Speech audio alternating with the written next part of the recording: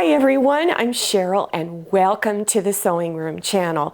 This is your tip of the week and it's all about using novelty fabrics along with an embroidery machine to create unique aprons. So for those of you who like to sew and sell, this is an opportunity to make a little extra money. Or if you're trying to make a gift for someone, you want it to be unique, this is another way of doing it. So here is an apron. Now it's got a very common phrase on it. It says, Happy Easter. I'm talking about other kind of phrases. So I'm going to show you some of the fabrics that I have that you could possibly use to create a phrase. The pattern that I'm using is a very basic bib apron pattern, and I'll go over later in the video how you can break this up to have all these little different colors of fabrics and your saying on it. So let's take a look at some fabrics. All right, here's fabric with beer and wine on it. So what kind of saying could you say? Belly up to the bar, things like that. So now if you like cats and dogs, this has got cats all over it, you could say it's raining cats and dogs. And then here is cupcake fabric, and you could say a piece of cake, things like that. And then here's some apple fabric. I love apple fabric. I have quite a bit of it. This has got a nice border on it, so perfect for an apron. You could say an apple a day, things like that. And then here are tea cups and saucers, tea for two, things like that. And then here's one of coffee cups, a cup of java. So let me show you the fabric that I'm using in this particular tutorial here. This particular fabric has teapots all over it, but it already has a phrase on there that I'm going to use, and it says cup of kindness. So on the top portion of the bib, I'm going to be stitching out this. Now, if you have a hard time coming up with phrases, because I do sometimes also, go ahead and Google it. Go on the internet and you can look up things. You could enter something like popular phrases or common phrases, popular sayings. And there's all kinds of websites that pop up. And the one I went to is knowyourphrase.com. And it was really easy to go through that particular website. So they had submenus that were all about animals, all about foods, and other subjects too. So go to these websites and kind of search through them, just come up with a unique phrase for maybe you're making a gift for someone or for Mother's Day or someone who has a hobby, and look for a unique phrase and fabrics that can go together. This is a bib apron pattern, and I've probably had this for 5 or 6 years, and I've used it so many times. Bought it at Walmart, and at the time it was 97 cents. I doubt if you can get a pattern now for 97 cents. But you know, you could go into Joann Fabrics and Crafts, look in the budget section of patterns, and try to find one. You can go on the internet and search for them. Or if you have a Walmart near you that does have fabric and crafts, then look at their pattern books for a very, very basic bib apron. If you have an entry-level embroidery machine, you're probably not going to have a hoop this size. This has almost an 11-inch square area here. So you want to make sure that this part of the bib apron is going to work well in here. So you're going to cut your fabric bigger than your hoop. You want to make sure that your words do not go all the way out to the edge of the hoop. You want to leave a little bit of space all the way around for seam allowance. Your hoops have 2 pieces to this, and so the larger one goes on the bottom and then this one goes on top. On the side of your hoop, is a screw, and you want to make sure that your hoop is loose right now because you want to be able to lay your fabric on it and lay this hoop on top. So you want to make sure it's loose.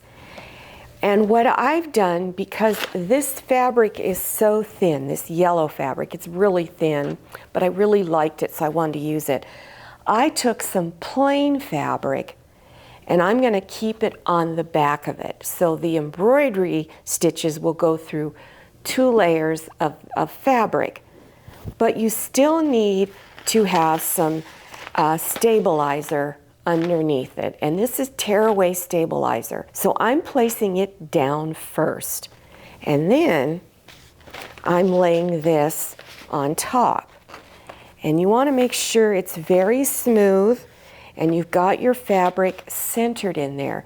Now again, make sure you have plenty of fabric on the outside, so when you go to lay your pattern out to finish cutting, you've got plenty of room to do that.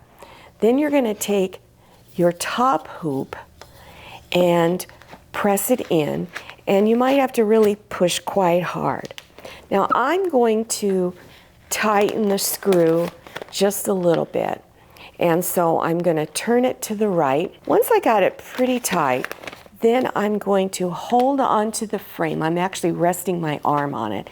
And I'm going to gently pull on the fabric, not too hard. You don't want to stretch it, to make sure that it's really smooth, because you don't want a lot of bubbles in your fabric. Refer to your user's manual on how to attach your embroidery foot. Then I'm going to put the hoop onto the machine, and there's this little piece right here. This is what you're going to put your hoop on, and here on this little bar right here, it's going to insert in this hole. So slide it under your embroidery presser foot, and then line this up and push it in. And then push this lever down. And now you're all set to go. So right now, my machine is going through the process of getting itself set up. And now I'm going to press on embroidery. So I want to go to the lettering. And here are all the different lettering styles that I have. I'm going to just pick these little block letters right here. So I'm going to press on that. And this menu comes up. And then these are all capital letters. So I'm going to spell out the words, I should say, cup of kindness. So I'm going to spell out cup, and then I'm going to say, I want to capitalize of, and then lowercase f. Now I want to hit this key here, which is the return key. In other words, go down to the next line over to the far left. I'm going to hit that. So now the cursor is down here. So I'm going to enter the word kindness. And when I'm done, I can hit set. Now up here, it tells me right now, all of my lettering is about 3 inches high and about 7 inches wide. Well, I want to spread my letters out just a little bit more. So I'm going to hit something called spacing. And you can see that I can move my letters farther out by touching this. If I don't like how it looks, I can go back by touching the other button. So I'm going to touch here and just have it go out. And it will just keep spreading itself out. So I'm going to hit OK because I'm done. And then, since I like everything, I'm going to go set. But now I've decided I want to rotate these words. I want them to go in a different direction. So I'm going to hit edit, and then I'm going to hit the word rotate. And here are all the little arrows, and I can rotate it in all these different directions. So I'm going to hit this one, and it's now centered going the other way. So if I like that, I just say OK. So now I'm going to say embroidery. So now it's ready to go. It's changed to this screen. It's at this point where you want to make sure you've got whatever thread you want on it and everything's set to go. The other thing you always want to have when you're doing machine embroidery is have 2 or 3 bobbins completely full of bobbin thread. Now, before it'll go, you need to look at this light right here, and it says start stop. Right now it's red, which means it's not going to stitch. You have to lower your presser foot. Then it turns green, and then you press start. And it begins to stitch out. And it's going to start with the first word, the letter C. Now, on my machine, it's telling me it's going to take about 11 minutes to stitch this complete design out. So I'm not going to bore you with watching this thing for 11 minutes. After your stitching is all done, then remove the hoop from your embroidery machine and then remove your fabric from the hoop. Then you want to turn your fabric over to the back and just tear the stabilizer off. It's really, really easy. So now my next step after that was to stitch my fabric onto the bottom part of the apron. So I already cut the bottom part out, and this fabric here still hasn't been cut in the bib apron shape. So I'm going to show you how to do that.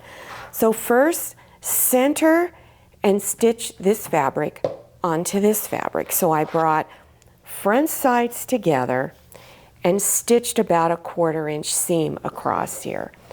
Then take it and fold it in the center. Now, here's my apron pattern, and I have already cut out the bottom portion of the apron. So I'm just going to line it up back on the edges of the bottom portion. And I like using these heavy weights. You can buy these things in Home Depot, Lowe's, hardware stores. And it's in the section where they sell all the big nuts and bolts. And I want to just lay this on here to hold my fabric and pattern in place. And then I'm going to finish cutting the upper portion of the apron. Once you've got your embroidery piece done and you've got your fabric stitched to the bottom section of the apron, to finish it off, I'm going to refer you to another video, and it'll show you how to customize it. It'll show you how to put the bias tape on, put any kind of trim that you want on it, anything extra that you want to do. So that link will be listed below your YouTube screen. You just go down to the description section, click on Show More. It expands it open, scroll down a little bit till you see the link. I hope you enjoyed this tip of the week and that you learned something new. This really is a lot of fun. If you're interested in other fun beginner sewing projects, also check below your YouTube screen. And don't forget to follow me on Instagram and check out my Facebook page. Thank you so much for watching. I'll see you next time, and happy sewing. If you like the Sewing Room channel, one of the best ways to show your support is to subscribe by clicking on that red subscribe button and give this video a thumbs up. And don't forget to click on share to share this video with your friends. And make sure you click on the bell so you receive notifications for all my new videos. I'm Cheryl. This is Manny, and this is Scotty. See you next time.